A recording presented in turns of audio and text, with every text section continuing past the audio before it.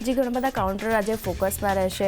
જે રીતે નિફ્ટી 50માં ફેરફાર થવા જઈ રહ્યા છે એને કારણે ઘણા બધા કાઉન્ટર નજરમાં રાખવાના રહેશે.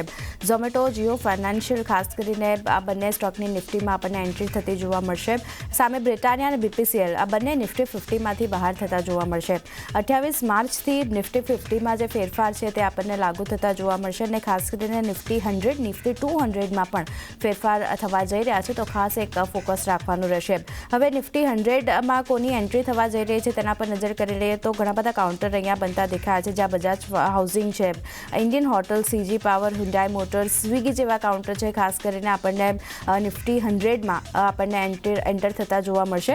જ્યારે નિફ્ટી 200ની વાત કરી લઈએ તો અહીંયા જે કાઉન્ટર એડ થવા જઈ રહ્યા છે જેમાં ગ્લેનમાર્ક ફાર્મા, મોતીલાલ ઓસવાલ, સાથે જ નાલ્કો, NTPC ગ્રીન, ઓલા ઇલેક્ટ્રિક, પ્રીમિયમ એનર્જીસનું કાઉન્ટર છે જે ખાસ કરીને નિફ્ટી 200માં એડ થવા જઈ રહ્યા છે.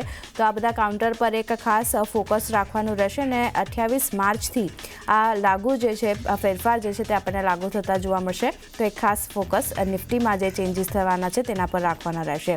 SBI, HDFC બેંક જેવા કાઉન્ટર આજે ફોકસમાં રાખવાના રહેશે. એટલે બેન્કિંગ અને NBFCs શેર્સ ફોકસમાં રહેશે. બેન્કિંગ સિસ્ટમમાં કેશની અછતને દૂર કરવા માટે RBI તરફથી એક મોટી એક્શન જે છે તે અહીંયાથી લેવામાં આવી છે અને OMO દ્વારા શુક્રવારે RBIએ ખાસ કરીને $10 બિલિયન જે છે તે અહીંયાથી લિક્વિડિટીમાં જમા કરશે. સાથે જ 3 વર્ષની મુદત માટે આ $10 મિલિયન લિક્વિડિટી જમા અહીંયાથી કરવામાં આવશે અને ડોલર-રૂપિયો સ્વેપ ઓપ્શન દ્વારા સિસ્ટમમાં રોકડ જમા RBI જે છે ત્યાંથી કરતી જોવા મળશે. તો એક ખાસ ફોકસ રાખવાનું રહેશે. આજે બેન્કિંગ અને NBFCs આ કાઉન્ટર ઓવરઓલ દિવસભર નજરમાં રાખવાના રહેશે. નેક્સ્ટ કાઉન્ટર રિલાયન્સ ઇન્ડસ્ટ્રીઝનું છે. પોઝિટિવિટી જોવા મળી શકે છે કારણ કે નવા પ્લાન્ટનું ઉદ્ઘાટન અહીંયાથી કરવામાં આવ્યું છે. આસામના CMએ રિલાયન્સના નવા પ્લાન્ટનું ઉદ્ઘાટન કર્યું છે અને રિલાયન્સ કન્ઝ્યુમર પ્રોડક્ટના નવા પ્લાન્ટનું ઉદ્ઘાટન તેમના તરફથી કરવામાં આવ્યું છે. ગુવાહાટીમાં નવા કેમ્પા કોલા બોટલિંગ પ્લાન્ટનું ઉદ્ઘાટન કર્યું છે તેમણે, જેમાં કાર્બોનેટેડ સોફ્ટ ડ્રિંક માટે 10 કરોડ લીટર ઉત્પાદન ક્ષમતા છે આ પ્લાન્ટની અને પેકેજ્ડ એટલે પીવાના પાણી માટે 18 કરોડ લીટર ઉત્પાદન ક્ષમતા આ પ્લાન્ટ ધરાવે છે. તો એક નવા પ્લાન્ટનું ઉદ્ઘાટન જે રીતે કરવામાં આવ્યું છે રિલાયન્સ ઇન્ડસ્ટ્રીઝના પણ કાઉન્ટર પર નજર રાખવાની રહેશે. અહીંયા પણ પોઝિટિવિટી જોવા મળી શકે છે, ધ્યાન રાખવાનું રહેશે. ઓટોમાંથી મારુતિ સુઝુકી માટે એક રાહતના સમાચાર આવતા દેખાઈ રહ્યા છે. ટેક્સ મામલે દિલ્હી હાઈકોર્ટ પાસેથી મોટી રાહત અહીંયાથી કંપનીને મળી છે. 2009 અને 2010ના ટેક્સ માટે 2016ની ટેક્સ રીઅસેસમેન્ટ નોટિસને ખાસ કરીને અહીંયાથી ફગાવવામાં આવી છે. તો એક રાહતના સમાચાર છે મારુતિ સુઝુકી માટે.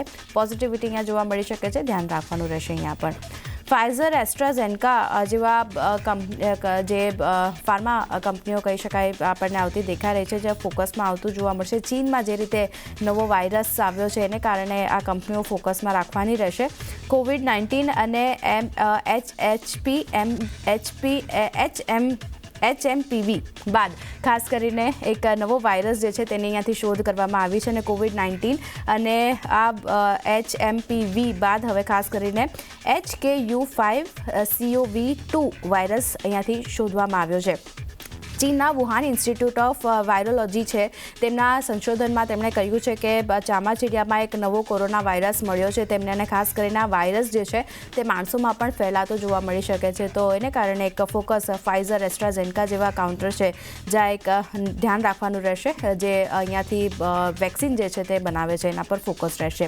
લ્યુપિનની વાત કરી લઈએ તો EIR મળવાના સમાચાર અહીંયા આવતા દેખાઈ રહ્યા છે. US FDA દ્વારા ન્યૂ જર્સીના સમરસેટ મેન્યુફેક્ચરિંગ યુનિટને આ EIR મળ્યો છે. 27 થી 31 જાન્યુઆરી વચ્ચે આ તપાસ હાથ ધરવામાં આવી હતી યુનિટની, જેમાં ખાસ કરીને આ EIR મળ્યો છે. તો એક ફોકસ લ્યુપિનના કાઉન્ટર પર પણ રાખવાનું રહેશે. ઝાયડસ લાઈફ સાયન્સ નેક્સ્ટ ફોકસમાં પોઝિટિવિટી જોવા મળી શકે છે. દવાને મંજૂરી મળવાના સમાચાર આવતા દેખાઈ રહ્યા છે. US FDA પાસેથી આઇબ્રુપ્રોફેન અને ફેમોટીડાઇન દવા માટે ખાસ કરીને મંજૂરી મળી છે બંનેને. અને USમાં દવાનું વાર્ષિક વેચાણની આપણે વાત કરી કરીએ તો $3.6 મિલિયન રહેતું જોવા મળી શકે છે. તો એક દવાની જે રીતે મંજૂરી મળી છે એને કારણે એક ફોકસ ઝાયડસ લાઈફ સાયન્સ પર પણ રાખવાનું રહેશે. કોલ ઇન્ડિયાની વાત કરી લઈએ તો અહીંયા કરાર કરવાના સમાચાર આવતા દેખાઈ રહ્યા છે. ખાસ કરીને કંપનીએ EDF ઇન્ડિયા સાથે નોન બાઇન્ડિંગ કરાર કર્યા છે, જેમાં PSP પ્રોજેક્ટ શરૂ કરવા માટે આ જોઈન્ટ વેન્ચર જે છે ત્યાંથી કંપની બનાવતી જોવા મળશે અને આ જોઈન્ટ વેન્ચર જે છે તે રિન્યુએબલ એનર્જી પ્રોજેક્ટ પણ શરૂ કરતી જોવા મળશે અને આ જોઈન્ટ વેન્ચર હેઠળ ખાસ કરીને સ્થાનિક પાડોશી દેશોમાં પ્રોજેક્ટ માટે બીડ કંપનીએ ભરી છે. તો કોલ ઇન્ડિયા માટે પણ એક ખાસ નજર રાખવાની રહેશે. આ સમાચારના કારણે પોઝિટિવિટી આગળ વધતી દેખાઈ શકે છે.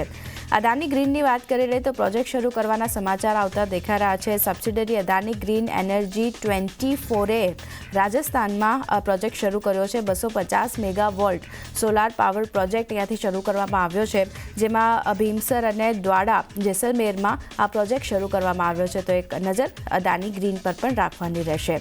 અને મારા તરફથી છેલ્લે હેલ્થકેર ગ્લોબલની વાત કરી તો હિસ્સો ખરીદવાના સમાચાર અહીંયા આવતા દેખાઈ રહ્યા છે. KKRએ હેલ્થકેર ગ્લોબલ એન્ટરપ્રાઇઝમાં $400 કંટ્રોલિંગ હિસ્સો ખરીદ્યો છે. તો એક ફોકસ અહીંયા પણ હેલ્થકેર ગ્લોબલ પર રાખવાનું રહેશે. તો ઘણા બધા કાઉન્ટર છે, ખાસ કરીને જે રીતે નિફ્ટીમાં ચેન્જીસ થઈ રહ્યા છે. બેન્કિંગ ફાઇનાન્સ કંપનીઓ રિલાયન્સ જેવા કાઉન્ટર છે જ્યાં એક ફોકસ રાખવાનું રહેશે, પણ એને પણ ઘણા બધા કાઉન્ટર છે. તૃપ્તિ, ક્યાં ફોકસ કરવું જોઈએ? ગુડ મોર્નિંગ આરતી. માર્કેટના સેન્ટિમેન્ટ તો ખરાબ છે, પરંતુ હું પોઝિટિવ સમાચાર સાથે શરૂઆત કરીશ. તો ખાસ કરીને બ્રિગેડ એન્ટરપ્રાઇઝિસ આજે રડારમાં પહેલાં જોવા મળી રહ્યું છે. અહીંયા કંપની જે ખાસ કરીને કેરળમાં તેઓ 1500 કરોડનું તેઓ રોકાણ કરવાનો પ્લાન બનાવી રહી છે, જેમાં ખાસ કરીને કંપનીએ કેરળ ગ્લોબલ સમિટ 2025માં તેમને જાહેરાત પણ કરી હતી. અને આ જે પ્રોજેક્ટ શરૂ થશે અને રોકાણ થશે ત્યારબાદ લગભગ 12,000 નવી નોકરીઓ મળવાની પણ અહીંયા અપેક્ષા જોવા મળી રહી છે. અને ખાસ કરીને આ કાઉન્ટર ફોકસમાં જોવા મળી શકે છે.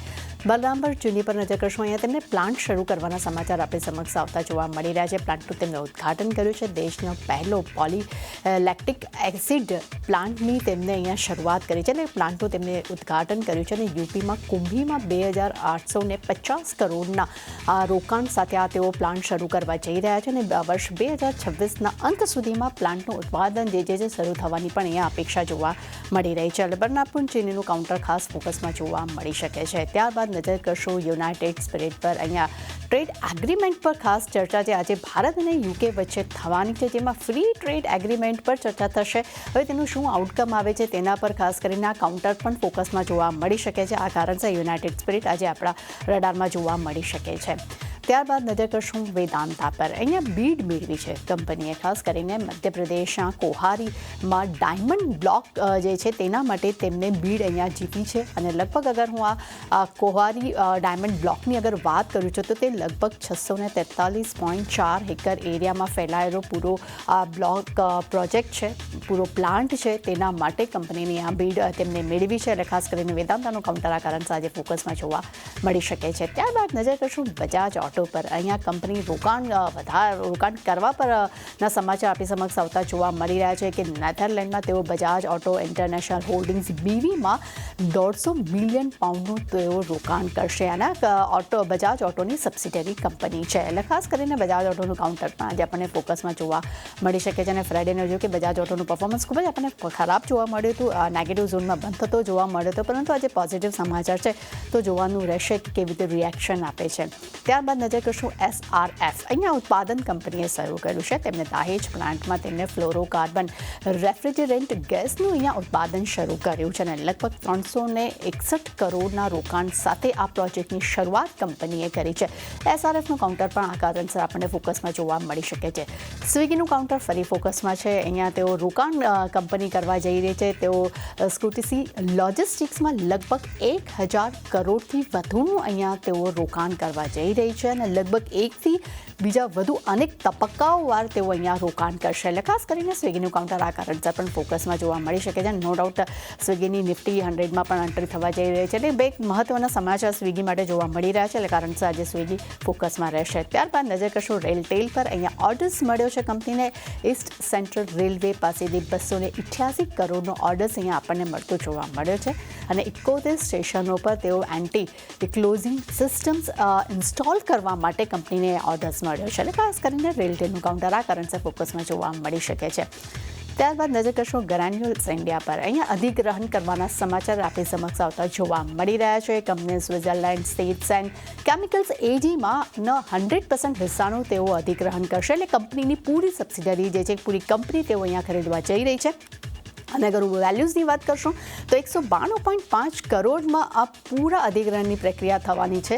અને આ પ્રક્રિયા બાદ સ્વિટ્ઝરલેન્ડ સ્ટેટ કંપનીનો સંપૂર્ણ હિસ્સો જે છે એ તે આ કંપનીને મળી જશે. એટલે કારણસર આ કાઉન્ટર પર આપણા ફોકસમાં જોવા મળી શકે છે. ત્યારબાદ નજર કરશું અમે ઓર્ગેનિક્સ પર. અહીંયા બોર્ડ પાસેથી મંજૂરી મળી છે. ખાસ કરીને શેર વિભાજન માટે અહીંયા બોર્ડ પાસેથી મંજૂરી મળતી જોવા મળી રહી છે. કંપની એક શેરનું 2 શેરમાં વિભાજન કરશે અને તેમને મંજૂરી મળી છે. એટલે કારણસર અમે ઓર્ગેનિક્સ પણ આજે ફોકસમાં છે. ત્યારબાદ નજર કરશું આપણે ઉજ્જીવન સ્મોલ ફાઇનાન્સ બેંક પર. અહીંયા બોર્ડ પાસેથી મંજૂરી મળી છે. ખાસ કરીને કંપનીને એસેટ્સ રિસ્ટ્રક્ચર છે તેને કંપનીના એનપી અને તેના રાઇટ ઓફ લોનના વેચાણ માટે અહીંયા મંજૂરી મળી છે. અને અગર હું પ્રાઇઝની વાત કરશો તો માઇક્રો બેન્કિંગ પુલ સાઇઝ જે છે તેની 364.51 કરોડની છે. આ કારણસર આ કાઉન્ટર પણ આજે ફોકસમાં જોવા મળી શકે છે. વેચાણની લિસ્ટ ઘણું બધું લાંબુ છે. અમે તો બધા પોઝિટિવ સમાચાર લઈને આવી રહ્યા છે, પરંતુ જોવાનું રહેશે કે હવે બજાર કેવી રીતે રિએક્શન આપે છે.